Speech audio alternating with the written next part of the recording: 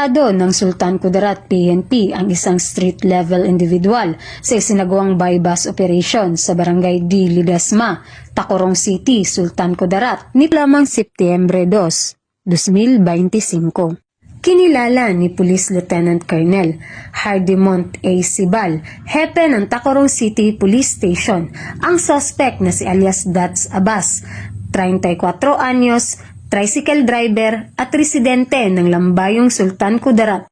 Bandang alas 7:49 ng gabi, isinagawa ng mga tauhan ng Tacurong City Police Station ang bypass operation kung saan nakumpiska mula sa suspect ang 49.65 na gramo na hinihinalang shabu may standard drug price na 337,220.